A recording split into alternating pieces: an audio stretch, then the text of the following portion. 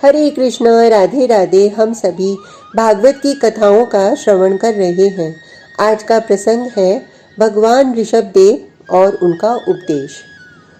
राजा नाभि बड़े प्रतापशाली थे और धर्मवेत्ता भी थे। इनका विवाह हुआ मरु देवी से, तो इनकी एक ही कामना थी। देखो, विवाह को लेकर सबकी अपनी अपनी रुचि होती है। कोई सोचता है कि हमारी शादी हो तो वो प्रेम करने वाली हो, सुंदर हो, ढंग के कपड़े पहने, आधुनिक हो। कोई सोचता है कि शादी हो तो पत्नी भी भोग में रुचि लेने वाली हो तो सुख मिले। कोई सोचते हैं नहीं, बस विवाह हो और भोग के लिए ही विवाह हो, बालक चाहे हो या न हो, अन्यथा न लेना। कलयुग का प्रभाव हमने देखा। कुछ लोग तो ऐसे हैं कि जो कह रहे थे कि हम तो शादी करके भोग सुख लेंगे, बच्चे की इच्छा नहीं है, हो तो भी गिरा देंगे और गिरा रहे हैं। ये भोग प्रधान जीवन शैली हमको कहाँ ले जाएगी? पतन के सिवाय इसमें है क्या? विवाह संस्था को सुंदर और स्वस्थ रखना है तो विवाह के द्वारा संतान हो, उन्हें हम लोग हित के लिए शिक्षित करें और सृष्टि इस तरह से बढ़ती जाए। यही था विवाह संस्था का उद्देश्य तो। राजा नाभि का विवाह हुआ तो नाभि महाराज ने संतान की सोची। उन्होंने कहा भी कि मैं संतान के लिए पहले यज्ञ करूंगा, अपने को तप याग द्वारा आध्यात्मिक रूप से परिपक्व बनाऊंगा। उससे जो मेरी संतानें होंगी वो दिव्य होंगी। किंतु जब यज्ञ करने के लिए नव विवाहित पत्नी के साथ राजा बैठे तो उनका मन इतना सत्व गुण से पूर्ण हो गया कि उन्हें बस भगवान नारायण ही स्मरण आते रहे। वो शांताकारम, आहा, क्या ये कृपा होगी कि मेरे यहाँ स्वयं भगवान नारायण ही अवतार लेकर आएं। इस भावना के जागते ही राजा नाभि का रोम रोम पुलकित हो उठा। अब तो इनके मन में दूसरी कामना आती ही नहीं थी। ये दिन रात अब इसी चिंतन में मग्न रहने लगे कि मेरे यहाँ मेरे पुत्र बनकर स्वयं नारायण आए। आज यज्ञ की पूर्णाहुति थी। बड़े भाव से अंतिम आहुति देते हुए राजा नाभि के नेत्रों से अश्रु बहने लगे थे। उनका हृदय पुकार उठा था, क्या आप मेरे पुत्र नहीं बन सकते? शुकदेव कहते हैं, तभी सबके देखते ही देखते यज्ञ कुंड से साक्षात भगवान नारायण प्रकट हो गए। नाभि राजा ने जब इस दृश्य को देखा, इनकी तो वाणी ही अवरुद्ध हो गई। बस मुस्कुरा रहे हैं और नेत्रों से अश्रु प्रवाह। हाथ जोड़कर नाभि राजा कहते हैं, स्तुति करने मुझे नहीं आती। कैसे की जाती है स्तुति ये भी मुझे नहीं पता। हम तो बस नमस्कार करना ही जानते हैं। इतना कहकर सात्विक भावों से राजा भर गए, जिसके कारण उनसे बोला नहीं जा रहा था। वो अपलक बस निहार रहे हैं भगवान को। कुछ चाहिए? भगवान मंद मुस्कुराते हुए बोले। तो राजा नाभि ने सिर ना में हिला दिया, कुछ नहीं चाहिए। आपके दर्शन हो गए, इससे बड़ी बात और मेरे लिए क्या होगी? कुछ नहीं चाहिए। किंतु राजा नाभि के पुरोहित जानते हैं अपने यजमान के मनोरथ को, इसलिए उन्होंने कहा, हे प्रभु, हमारे राजा की इच्छा है कि आप इनके पुत्र बनकर आएं। राजा नाभि की ओर भगवान ने देखा। राजा तो बस भगवान के दर्शन पाकर ही मत तृप्त हो गए हैं। इनका मन इतना पवित्र हो गया कि उस पवित्रता में सब कामनाएं बह गईं। ठीक है, मैं ही पुत्र बनकर आऊंगा। इतना कहकर भगवान अंतर ध्यान हो गए थे। महारानी मेरु देवी का तेज दिनों दिन बढ़ रहा है। उनका मुख राजा नाभि देखते हैं तो कमल के सदृश दिखाई देता है। इनका गर्भ चंद्रमा की तरह तेज लिए हुए हो गया है। समय आया तो एक सुंदर बालक को मेरु देवी ने जन्म दिया। बालक अत्यंत सुंदर और शांत था। इतना ही नहीं, ये बालक चक्र, शंख, गदा, कमल सदृश चिन्हों से युक्त था। इनके देह से कमल की सुगंध निकल रही थी। इनको देखकर राजा नाभि बहुत प्रसन्न थे। धीरे धीरे बालक बड़ा होने लगा। एक दिन राजा ने विचार किया कि ये बालक तो सर्वगुण संपन्न है। इसका जैसा तेज, ओज, बल आदि समस्त गुण अन्यों में दिखाई देता नहीं, तो इसका नाम आज से ऋषभ हुआ। हे जगत के समस्त देहधारियों, इस बालक के समान कोई श्रेष्ठ नहीं है, इसलिए इसका नाम ऋषभ है। ये घोषणा राजा ने समस्त भूपतियों के सामने की थी। ओह, तो एक पृथ्वी का सामान्य सा राजा कह रहा है कि उसका युवराज सर्वश्रेष्ठ है। देवराज को इस बात पर क्रोध आया और उसने पृथ्वी पर वर्षा न करने की सोची। नहीं की वर्षा।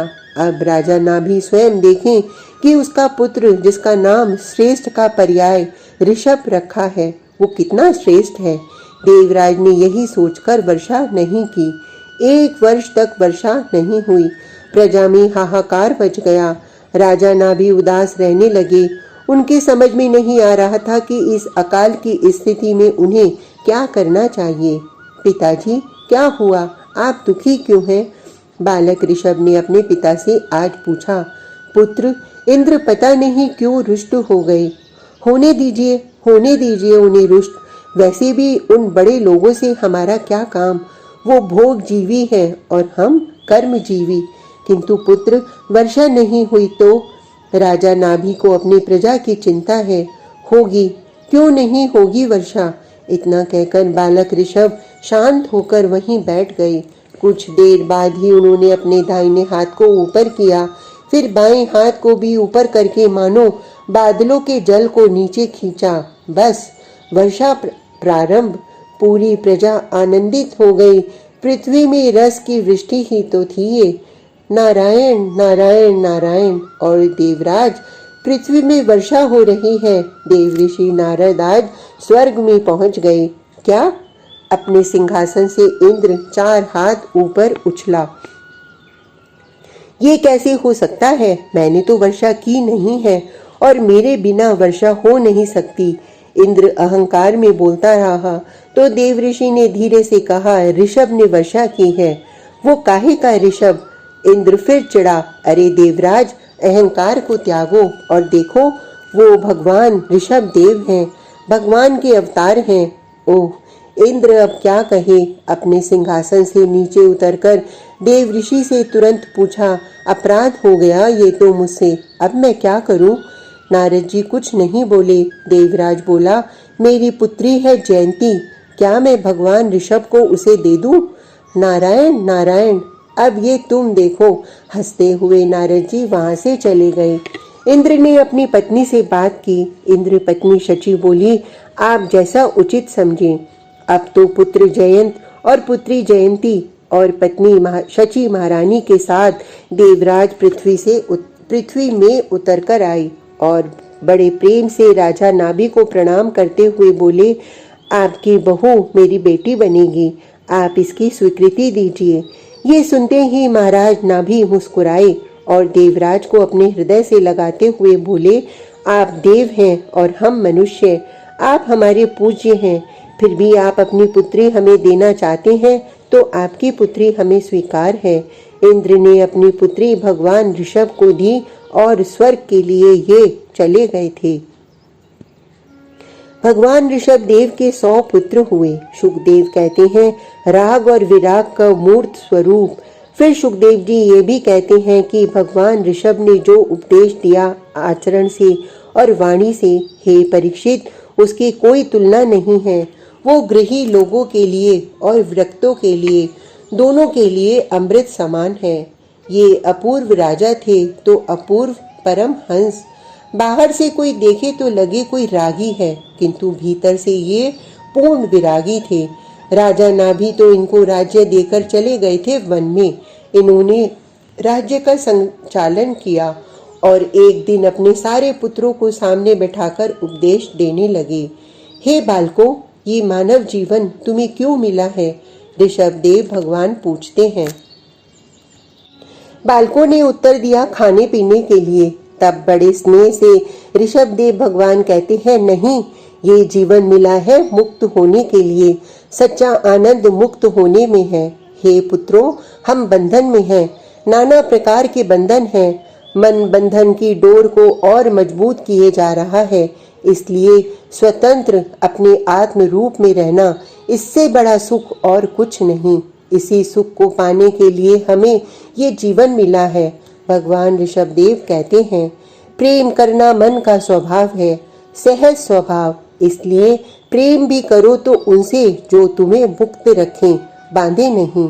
ये प्रेम तुम संतों से करो, गुरु से करो, और तो और भगवान वासुदेव से करो।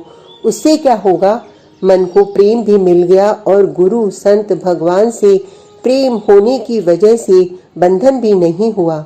भगवान ऋषभदेव कहते हैं, संग में ध्यान दो, तुम्हारा संग जैसा होगा तुम वैसे ही बनोगे। संतों का संग करो और उन सबको त्याग दो जो तुम्हारे लिए बंधन का कारण है, जो तुम्हारे लिए मुक्ति के द्वार खोलते नहीं। कब तक बंधे रहोगे? कितने जन्म हो गए, अब तो बंधन तोड़ो। भगवान ऋषभदेव कहते, देवता अगर तुम्हें बांधते हैं तो उस देवता को त्याग दो, तुम्हें पाप नहीं लगेगा। तुम्हारे भाई, तुम्हारी माता, तुम्हारे पिता, तुम्हारी बहन, तुम्हारी पत्नी और तुम्हारे गुरु भी अगर तुम्हें बांधते हैं, यानी इस सृष्टि चक्र से बाहर आने का उपाय न बताकर मात्र अपनी पूजा करवाते हैं, तो हे पुत्रों, तुम इन सबका त्याग कर दो, वो चाहे गुरु भी क्यों न हो। आहा, ये कहते हुए ऋषभदेव भगवान उठ गए।